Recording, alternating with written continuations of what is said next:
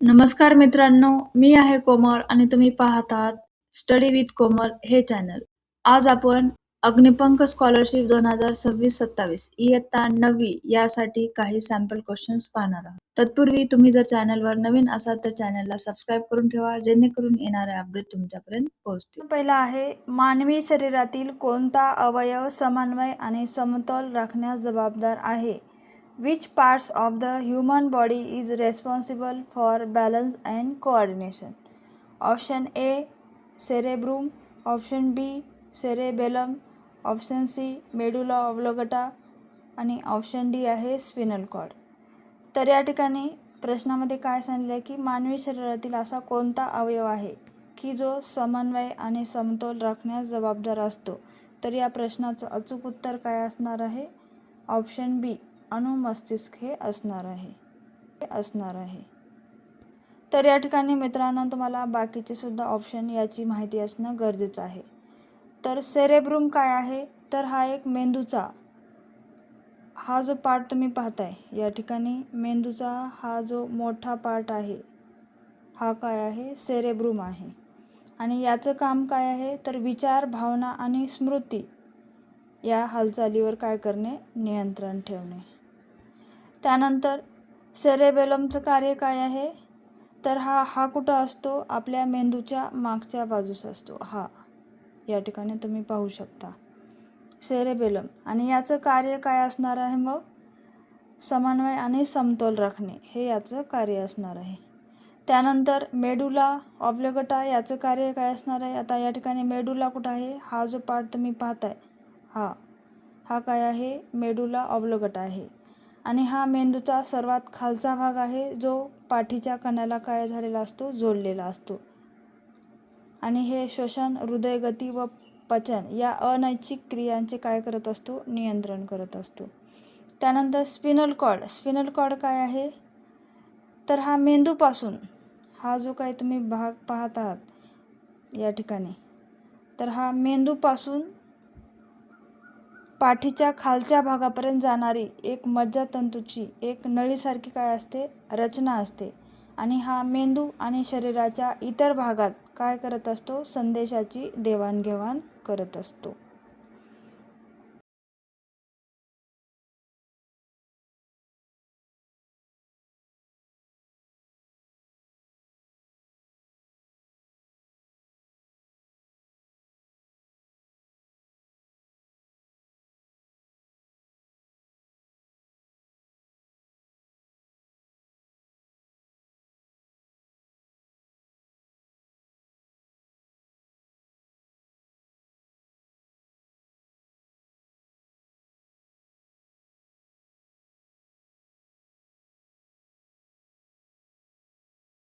प्रश्न पुढचा आहे, what is the velocity of an object if it travel 500 meters in 25 seconds in a straight line? सरळ रेषेत 25 सेकंदामध्ये 500 metre अंतर कापणाऱ्या वस्तूचा वेग किती आहे? आणि याचे ऑप्शन आहेत. ऑप्शन ए आहे 10 मीटर प्रति सेकंद. ऑप्शन बी आहे 20 मीटर प्रति सेकंद. आणि ऑप्शन सी आहे 25 मीटर प्रति सेकंद. आणि ऑप्शन डी आहे 30 मीटर प्रति सेकंद. तर या ठिकाणी मित्रांनो आपल्याला काय काढायला सांगितलेले आहे? वेलोसिटी म्हणजे काय? वेग काढायला सांगितलेला आहे. आणि वेग काढण्यासाठी तुम्हाला फॉर्म्युला माहीत असणं गरजेचं आहे. तर फॉर्म्युला काय आहे वेग काढण्यासाठी? व्ही बरोबर D/T, म्हणजेच वेग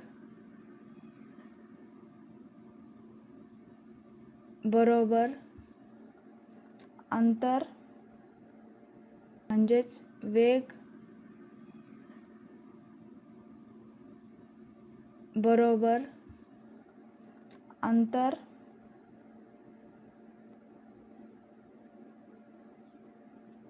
भागिले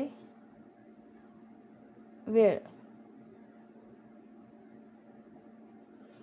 तर या ठिकाणी अंतर तुम्हाला दिलेलं आहे. अंतर किती आहे? 500. आणि टाईम किती दिलेला आहे? 25 सेकंद. तर या ठिकाणी याला काय करायचं आहे? डिवाइड करायचं आहे. 25 एक 25, 25 दुनी 50 आणि 0 ॲज इट इज लिहायचे आन्सरमध्ये. तर आपल्या प्रश्नाचं अचूक उत्तर काय असेल मग 20 मीटर प्रति सेकंद, म्हणजेच ऑप्शन क्रमांक बी हे आपल्या प्रश्नाचं काय असेल अचूक उत्तर असेल.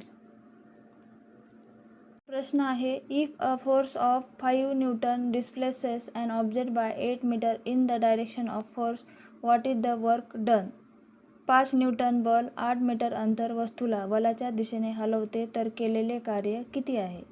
ऑप्शन ए आहे 10 जूल, ऑप्शन बी आहे 12 जूल, ऑप्शन सी आहे 15 जूल, ऑप्शन डी आहे 40 जूल. तर या ठिकाणी मित्रांनो आपल्याला काय काढायचं आहे? वर्क म्हणजे काय? कार्य काढायचं आहे. आणि या ठिकाणी काय दिलेलं आहे? फोर्स दिलेला आहे 5 न्यूटन दिलेला आहे आणि डिस्टन्स किती आहे? 8 मीटर आहे. तर कार्याचं सूत्र काय आहे? कार्य बरोबर बल गुणिले अंतर. तर या ठिकाणी बल किती आहे? बल आहे 5 आणि डिस्टन्स किती आहे? 8 आहे. तर या दोघांचा काय करायचे? गुणाकार करायचे. तर 5चा टेबल 8 पर्यंत बोलायचे. तर 5 किती होतात? 40 होतात. 40 आणि एक काय आहे? जूल. म्हणजे या ठिकाणी आपल्या प्रश्नाचं अचूक उत्तर काय असणार आहे मग? ऑप्शन क्रमांक डी 40 जूल. प्रश्न आहे, a body of mass 2 kg is moving with a velocity of 3 meter per second. What is its kinetic energy? 2 kilo वस्तुमान असलेली वस्तू 3 मीटर प्रति सेकंद वेगाने चालत आहे, तर तिची गतिज ऊर्जा किती आहे? तर या ठिकाणी काय काढायचे आपल्याला? तिची गतिज ऊर्जा काढायची आणि गतिज ऊर्जा काढण्यासाठीचा फॉर्म्युला काय आहे? गतिज ऊर्जा म्हणजे कायनेटिक एनर्जी. तर त्यासाठी फॉर्म्युला काय आहे? 1/2 mv वर्ग हा काय आहे? फॉर्म्युला आहे. आणि या ठिकाणी m म्हणजे काय आहे? मास आहे. तर मास किती दिलेला आहे? 1/2 मास किती आहे? 2 आहे. 2 लिहून घ्या. त्यानंतर v म्हणजे वेलोसिटी किती दिलेली आहे? 3 दिलेली आहे. तर या ठिकाणी काय करायचं? वेलोसिटी 3चा वर्ग करायचा, म्हणजे या ठिकाणी 3 2 वेळा लिहून घ्यायचं. वर्ग आहे म्हणून 2 वेळा लिहून घ्यायचं. त्यानंतर काय होईल मग? हे 2 आणि हे 2 कट होतील. 2 1 जा 2, 2 1 जा 2. त्यानंतर 3 × 3. तर 3 × 3 काय येईल आन्सर? 9 येईल. म्हणून आपल्या प्रश्नाचं अचूक उत्तर काय असणार आहे मग? 9 जूल. म्हणजेच ऑप्शन क्रमांक सी हे आपल्या प्रश्नाचं काय असेल? अचूक उत्तर असेल.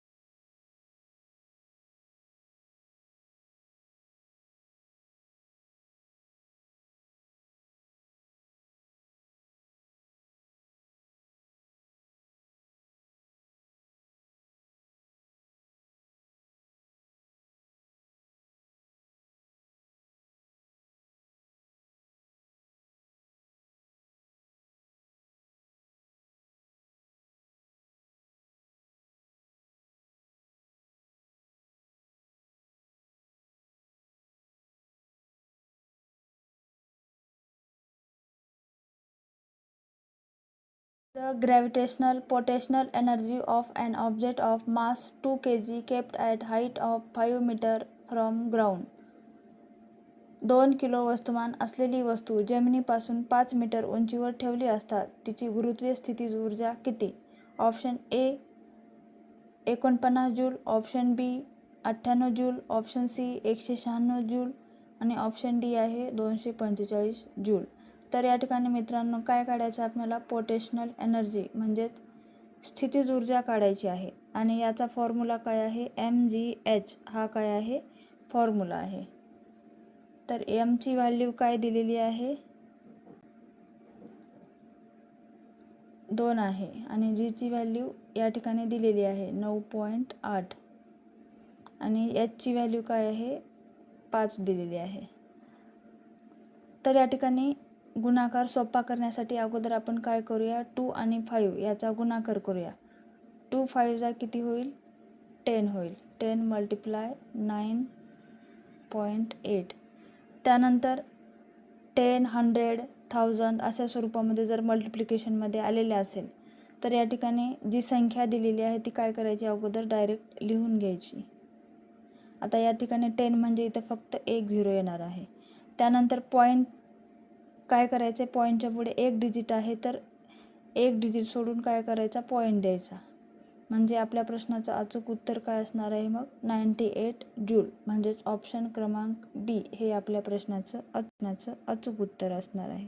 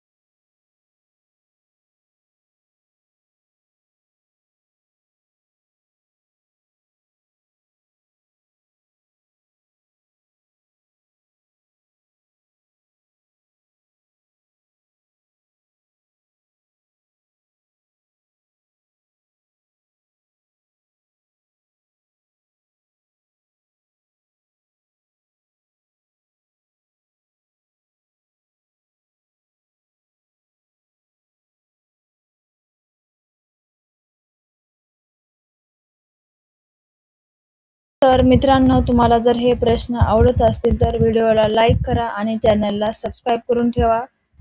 पार्ट 2 सोबत लवकरच भेटूया. धन्यवाद.